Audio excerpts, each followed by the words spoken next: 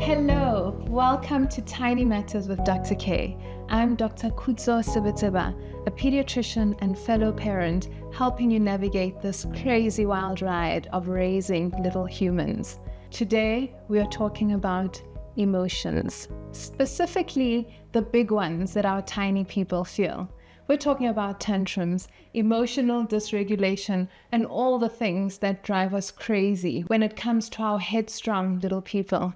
And joining me in discussing this very robust topic is Kelebogile Lebo Masilela, who is a clinical psychologist in private practice with a special interest in early childhood development. Thank you so much for joining us. Thank you for having me, Kuto. I'm here to discuss my favorite topic, little ones, and working with the tiny emotions. So with that being said, I am a clinical psychologist with the particular interest in working with children. So I do play therapy with kiddies. I also work with adolescents as well. And interesting age group. Very interesting. But they all have one thing in common, big feelings. And yeah, that's my specialty. That's lovely. Okay, so we've all seen it. We've all experienced a child, whether our own or a child we don't know in the mall, throwing themselves on the floor and having a time, usually accompanied by a very frustrated parent, somewhere stuck somewhere between not knowing what to do with themselves and not knowing what to do with their child. Yeah. Firstly, why do children feel emotions so intensely? And I'm glad you say they feel it intensely, because I think there's a misconception that kids don't feel. That you just tell them what to do and they must get in line with it. But they feel so deeply, Kuto, because if we think about children, the developmental age they are at, you find that they haven't really developed much functions in the brain, you know.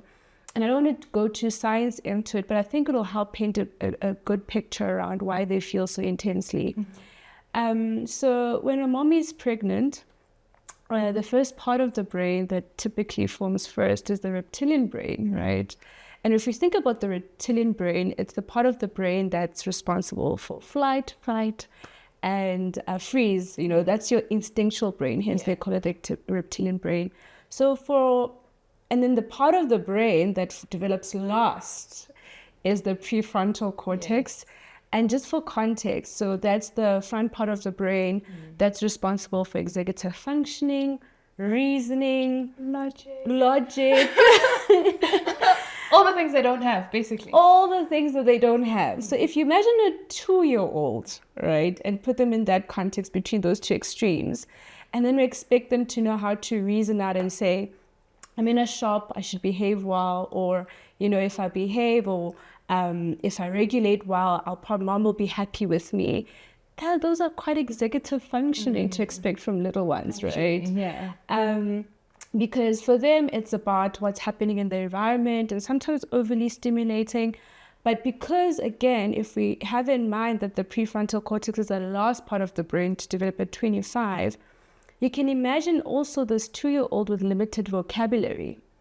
So how do they also then have the capacity and the functions to put words and to the understanding what's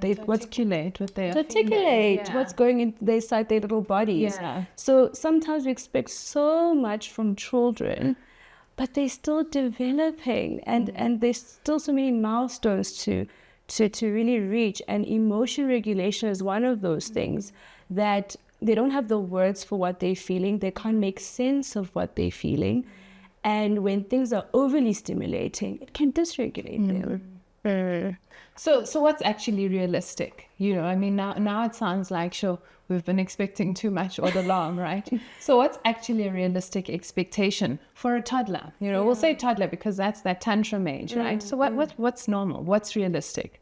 So if we think about what's realistic is that, again, back to the reptilian brain, right? That's already there. So they respond to fear, they respond to other sense of emotions. Like even when mom is not okay, you start to see your kids not be okay, right? So they actually, the one thing to have in mind is that they feel through life. and they experience a range of emotions that we experience as adults, but they don't have the words, like I said, to actually articulate what the feeling is and why they're feeling it. So again, it's normal to expect that kids will get overwhelmed. And it's normal to expect that, they'll feel angry, they'll feel sad, because everything for them is still quite feeling based. Even if you think about your little infant, they respond to hunger, pain, a wet nappy, right? And those are all those primal instincts around, discomfort and needing something. So that's how they signal through life, through their feelings. So when things are unpredictable in the environment, overwhelming, overstimulating, it's normal to expect that, you'll have young ones who express their feelings and express it, in their body, not just in what, they say, or even their bodies. They might throw themselves on the floor, they'll cry, but they use their bodies to feel, because that's the only instrument they have. And that's how they can make sense of the discomfort.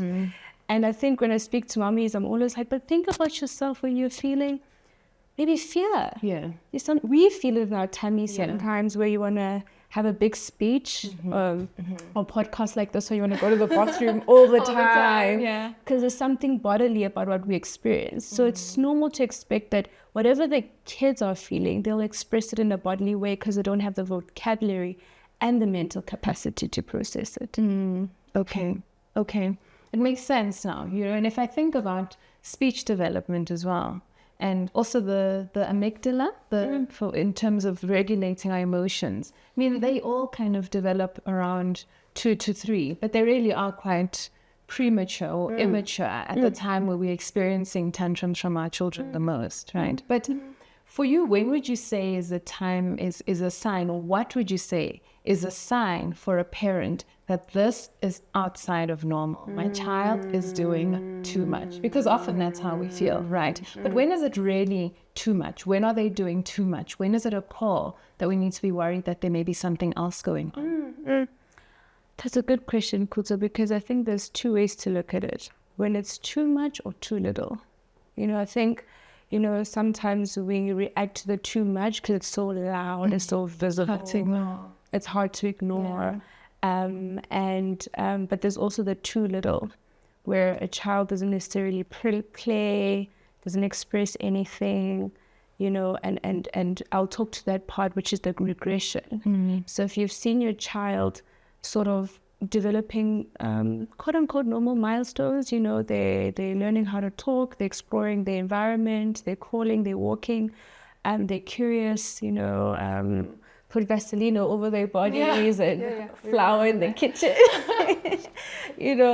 Kids should be doing those sort of things, but there's times where kids are just sit, and they regressed. They used to do those things, but now all of a sudden, they're jumpy, they're not around people, they don't explore the environment. I think that's a cause for concern when they start to regress in their milestones. And they used to cry when something was wrong. Now they don't cry anymore. That happens. Where a child has cried so much, they've learned that, okay, nothing happens when I cry, so let me not cry. And the kid stays with the wet nappy for longer than they should, or they stay hungry for longer than they should. They don't ask for things. So I think those are one of the first things to also pick up, the regression. They were potty trained as toddlers. Now they're no longer, they're bedwetting. Those are also signs, because again, there's a regression happening there. And I mentioned bedwetting because, like I mentioned earlier, feelings are in the body too. So anxiety and fear could be bodily as well. And sometimes we see it in the kiddies who bedwet. So I think it's important to pay attention to the regression when it's too little. And then when it's too much, where you find that they can't receive comfort, you can't comfort them.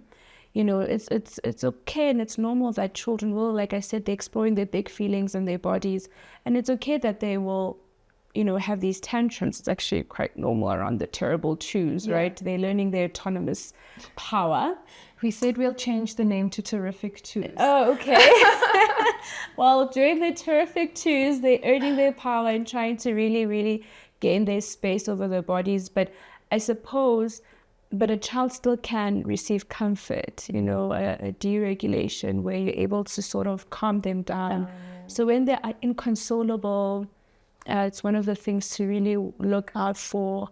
When you find that they also, how can I put it, when they don't want to be around mom, dad as well, especially when they have big feelings. I think that's also something to worry about, because children tend to gravitate towards things that are familiar, safe. And you, as a caregiver, doesn't necessarily have to be a biological parent, but even as a caregiver, they should be able to run to you for soothing and safety.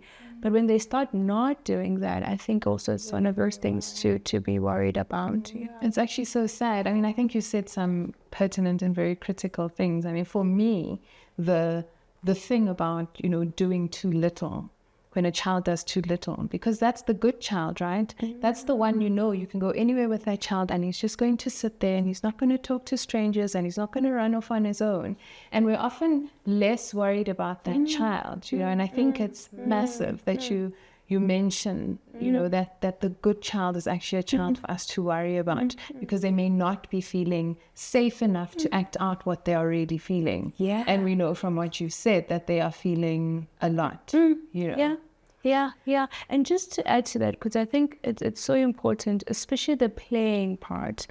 One of the first signs as psychologists where we see a child is healthy is the ability to play in a room. And that's why play therapy is so powerful. You can pick up certain things. And the minute you see a child get into this wonderful, colorful space with so many toys, and they're sitting, it's like, okay, what's could be going on? Yeah. So yeah, the kid who does too little also is one to look out for. So sad when you think about it, huh? Sure. Okay. So back to our child that's having the tantrum in the mall. In the shop, lying on the floor, punching the ground and banging his head against the floor, and the parent that just doesn't know what to do. Can you give us some practical tips? Like what can I do in that moment? I'm overwhelmed. I'm close to tears myself. My child is literally going back. What do I do? Yeah. It's a hard one for parents because you see them so dysregulated themselves. It's just, for me, it's how often you see it. Yeah. It's often. Yeah. We all have a supermarket story where we see children do that, if not experienced it ourselves. Exactly. Yeah. But what I will say though, the first thing is for mom to calm down or dad to calm down. Yeah. Before you can do anything about trying to regulate a child's emotions, you need to regulate your own emotions first. And it goes back to my earlier point around, children feel through life in those early years because they don't have the vocabulary or the mental capacity to do much. So they can feel your anxiety, you getting overwhelmed, you getting overstimulated. So the first practical thing is for you to calm down first and regulate your own feelings, because there's something in the modeling there that signals we need to calm down. So if you're both hysterical, it's just going to escalate the situation. So I think the first thing is to regulate, calm down as mommy or daddy or caregiver. And then the second thing, maybe as a practical tool after you've regulated your own feeling, I think it's also around then looking for a safe place or space to take the child into, or baby or kid into, because again, supermarkets are very overwhelming. There's a lot of sound going on. There's things to look around that interest you. There's people. There's loud music. There's, specials running and draws. It is an overly stimulating And often you've been there for long. It doesn't feel long for us because we're doing what we need to do. But for them, it may feel like you've been here the whole day. The whole day. So they're hungry, they're tired. All those added emotions as well. Added emotions. And again, sometimes, kiddies are sick, ear infections, like those things can also cause discomfort. Kiddies on the spectrum, so I think getting a safe space and moving them to a safer space, whether it's outside, in the garden or a bathroom or just a space where it's a bit toned down. Because again, that helps with the regulation of emotions. Everything is felt. So if everything is big, then even inside it feels big. But if you start to quiet down the environment around them, it also helps with the regulation of their feelings. So that's another thing I'd also recommend for mommies and daddies, just to grab baby and go to a nice safe space.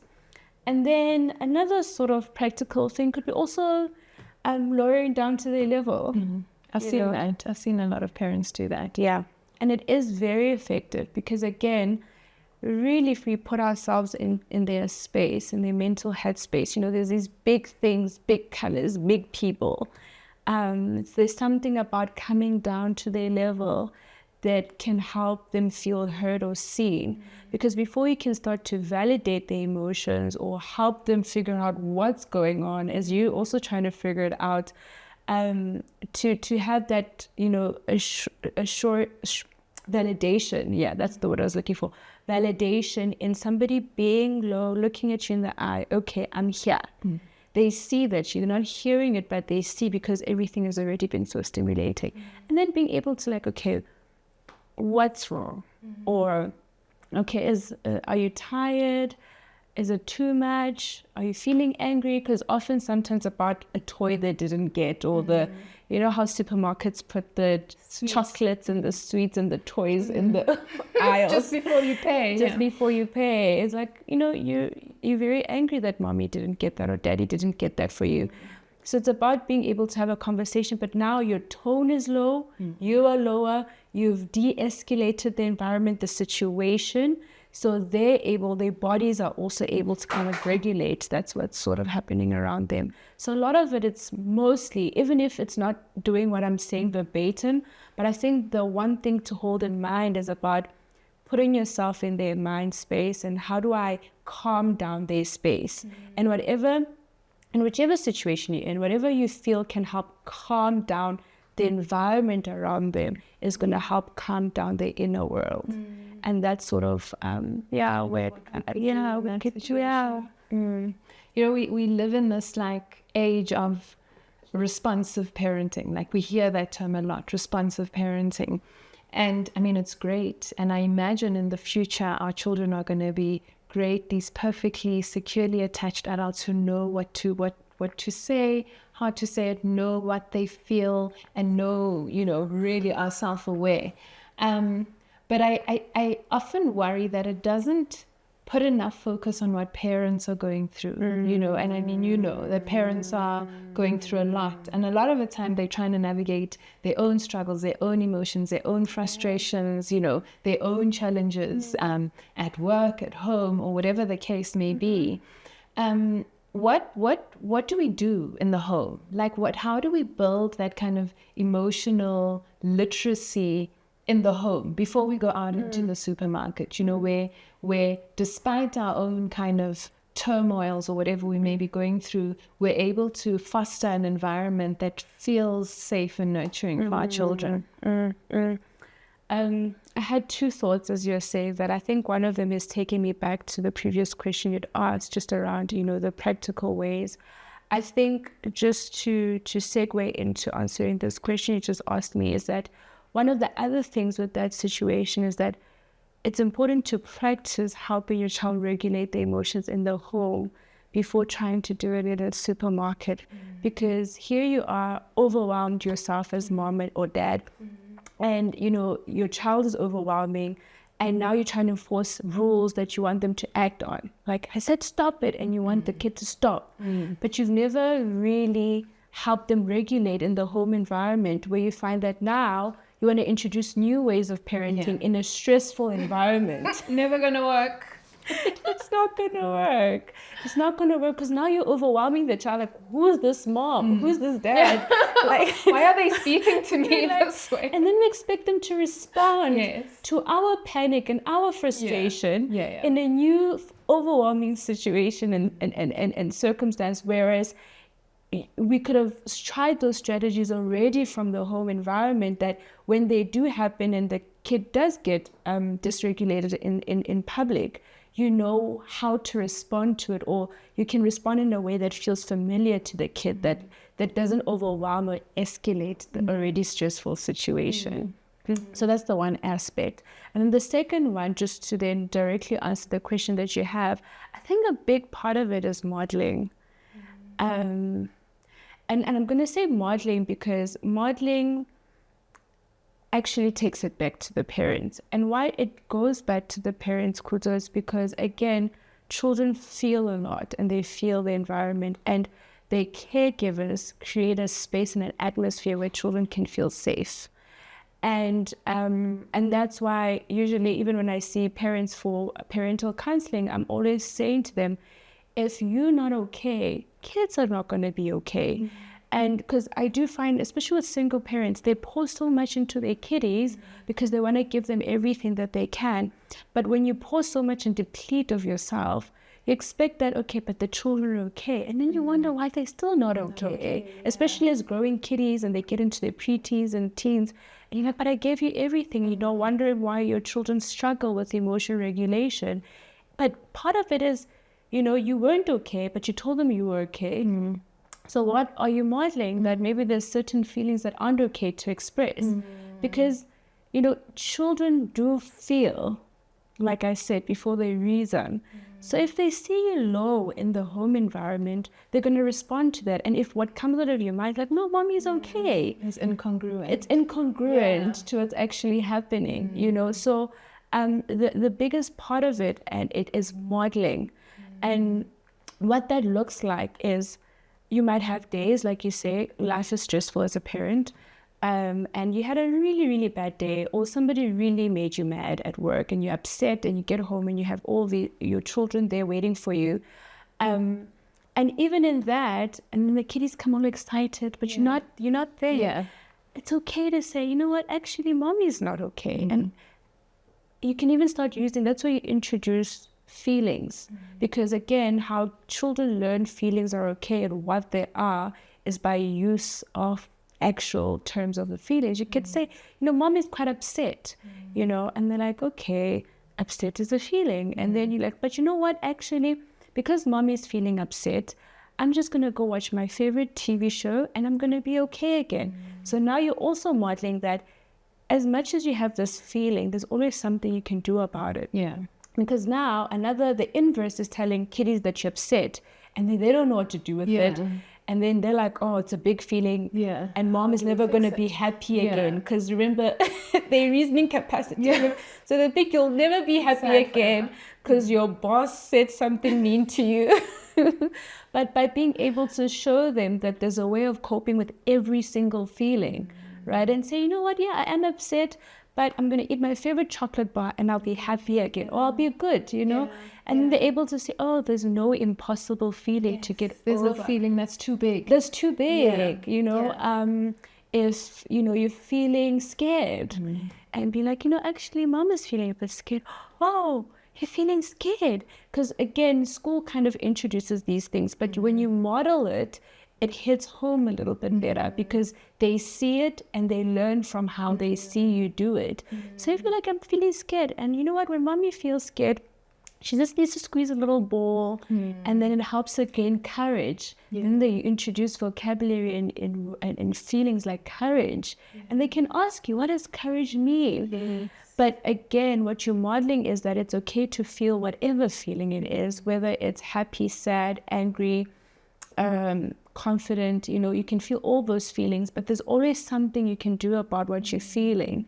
So they're not too big and they're not too permanent. They're not too permanent, right? Yeah. And sometimes, but you know, mommy needs help with her sad feelings. So I'm just going to call Auntie Tasha, you know, Auntie Fifi, and then I'll be okay again, you know. But again, you're modeling something about normalizing feelings and how you manage them. But I think because parents tend to get very overwhelmed, they just lock themselves in their room sometimes and say, I'm okay, don't worry about it. But they are going to worry about it because they can feel that you're not okay. Not what you say, but what they feel. So as much as we want to protect our little kiddies and our young ones, but those are the important ages to start modeling feelings naming feelings, but also naming how to resolve the feelings. Solutions around it, yeah. I definitely don't think it's something we talk about enough, a parent's own emotional self-regulation, because that's the only way you're going to help them through their emotions, like you say. And it's not to pretend that you're okay. It's not to pretend that you're not. You can be congruent to the environment at age-appropriate level. Yeah. So, it's a big angry. Yeah. I'm like, no, I'm small angry today. Yeah, I know. Okay. Well, I'm big angry at you. Yeah. But, it's going to be okay. Yeah. Okay.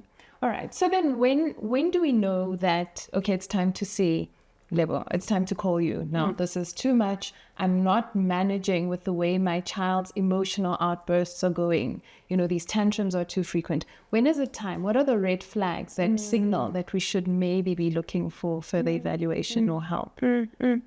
Again, two little feelings. If they're not saying anything, they're withdrawing.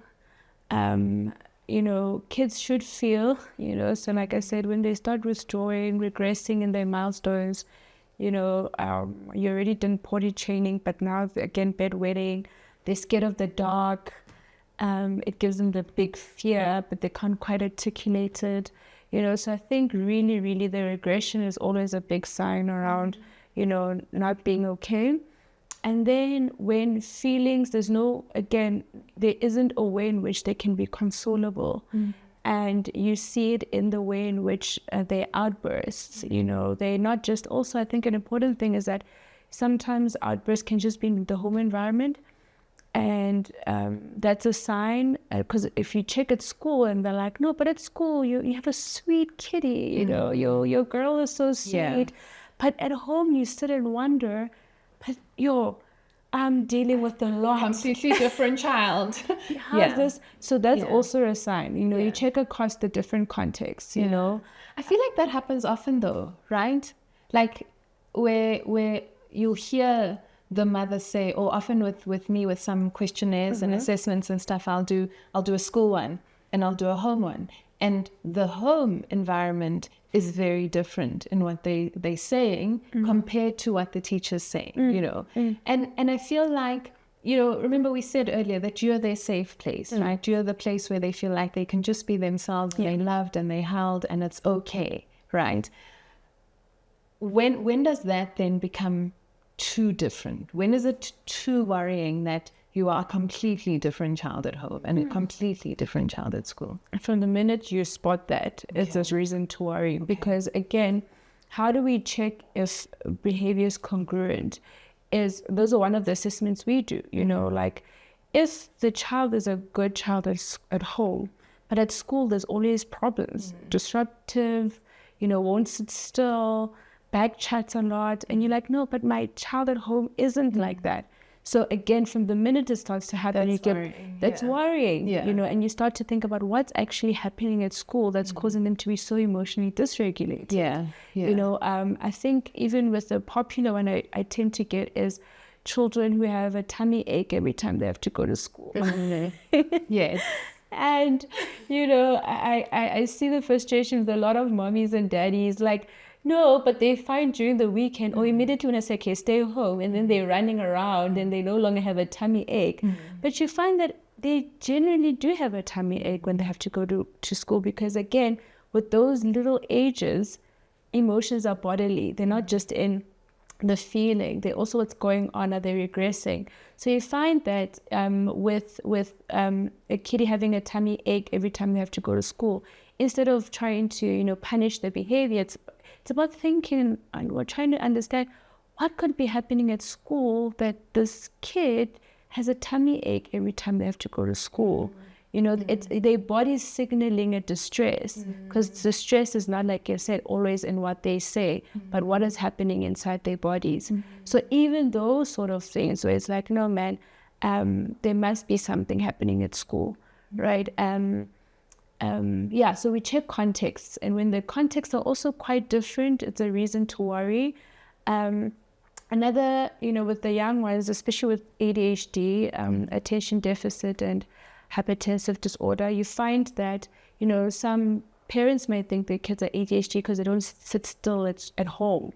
but at school they're able to sit still. In church, they're able to sit still. So then again, you wonder what's happening at home that they can't sit still. Yeah. So before we give out any diagnosis, and I have those for all the Google moms and dads who check, oh, my child has ADHD because they can't sit still at home. An important part of why a professional is so important is that they can help you actually try and get to the source of the problem. Because again, we check across context. If they had that active everywhere, whether it's church, auntie's house, grandma's house, home, school, then we know that it's more chemical and, it might need psychiatry. But if, again, it's just context to one specific place, every time they go to grandma's house, for some reason they get dysregulated, they're always crying, they're scared of the dark. Again, they get overwhelmed. So those are the sort of things that you look out for. Regression and context evaluation. And how big the feelings and how if the adults in the child's life can manage them or not. Okay. I mean, sure. The child, if the adults can manage them. But I think it's difficult, right? I think it's difficult having a child you feel is difficult or being in an environment where it feels like your child is more difficult than other children. And I think there's a lot of shame and there's a lot of stigmatization almost around that. It kind of, everyone's like, ugh, what's happening with that child? So what support do we give to those parents? What can we say to those parents who feel they have this difficult child and are feeling a whole lot of shame and stigma around that? Yeah. And it is a sad one in the sense that, ideally, parents should have a village around them in some ways that help contain them so they can contain their little ones. Because again, for raising children, I can't emphasize how important it is to take care of yourself as a parent. Because a lot of how you take care of yourself is going to translate in some ways in how baby is. So again, for mommies like that or daddies in those situations, so important to try and surround yourself with people who can support you. Because I think when you have people who can support you, some of them are able to say, you know what, here's something you do, take a break, or you know what, I have a friend with a similar situation, and this is what she did. Because it can be quite isolating.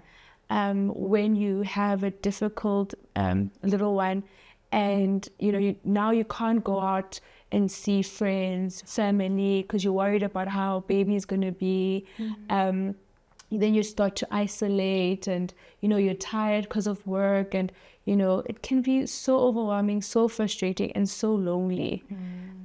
So I think it's important for mommies and daddies and just to surround themselves with people. And sometimes if you don't have the people you can trust in your environment, professionals, getting into your own individual space around, I'm struggling with these little bits of, tending to my kitty.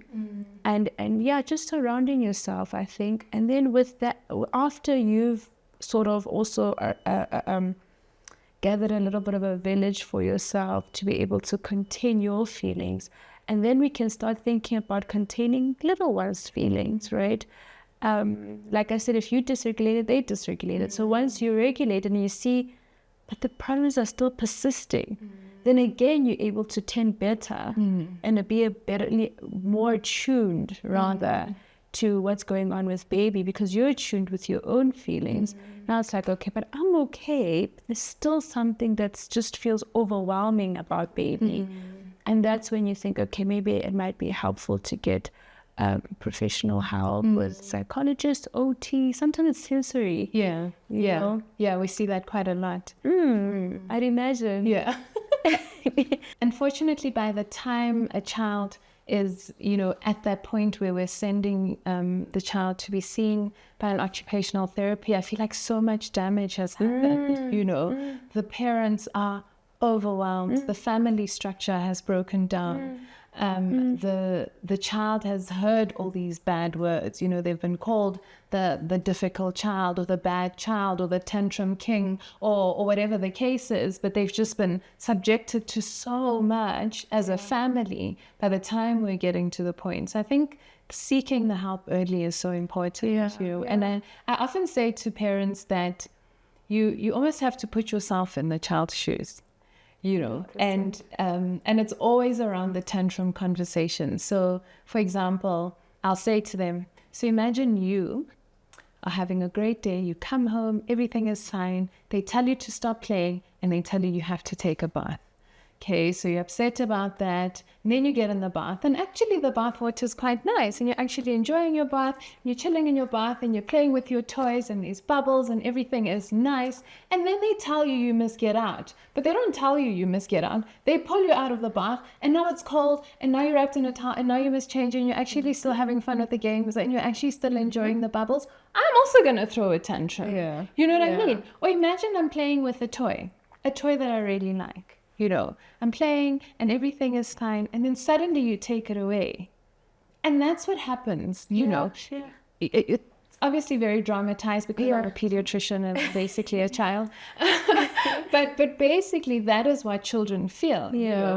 It's this thing that I'm having fun with, that I am enjoying. Or I'm in a mall and there's people all around me and I actually really want this chocolate bar. And my mother's just saying no. And again, you don't have the language to say, this is actually what I'm feeling. I'm actually like, I'm upset, or I'm sad, or I really still want the toy. That's basically, often we see the tantrums unfold. Whether we acknowledge it and admit it to ourselves or not, we see the tantrum. We actually see the tantrum, and we're like, yes, it's coming. Yes. And you hear the parents go, and then I took this, and then I knew that it was coming. So I think that often just putting ourselves in their shoes will kind of help us co-regulate those emotions and avoid the drama. Like sometimes you can actually just avoid the drama, but we're parents and there's things to do and life is busy and that happens. And I think we ultimately have to be kind to ourselves and do the best we can. But thank you for that. That was a fascinating discussion. I feel ready to handle the big emotions that come with little children. Any closing remarks, anything you'd like to say? Oh man, it was really quite a colorful. I also use kiddie language quite a lot because I work with the young ones. But it was a really, really important conversation because the sort of things that we're talking about right now, the sort of things in parental counseling, I get asked, but you find that not every parent has an opportunity to go into parental counseling to help them, sit with their little ones or learn their little ones. But I think on the last point that you mentioned about putting themselves in their shoes, I think another thing to add to that is also just remember that every child is different. Mm-hmm. You might have had other children before that, and sometimes you feel like, I had siblings, so I know what kids need, and you're sort of like, no, but my firstborn was in this way and this way. But it's very, very important to learn that one kid for who they are and what they respond to. Some of your children may respond to hugs, some won't. So don't impose hugs on the kiddies that you can see that they don't necessarily respond well to being hugged, for example. Or, some kiddies, when you shout at them and you say, no, stop it, and then they stop it. And some, they just get in a frenzy when you're raising your voice. They get more upset and dysregulated because they're quite anxious already, So again, just learn each child for who they are. Some... get dysregulated in loud places, some not. So, it's easy to say, but kids go to the shopping malls all the time. I see parents with their kids all the time. Why is mine acting this way? But that's a clue to say, okay, maybe if I take them to smaller shopping centers, they're better. It's just learning those small cues about who is my child, and what do they react to and what they don't react to. Thank you for that.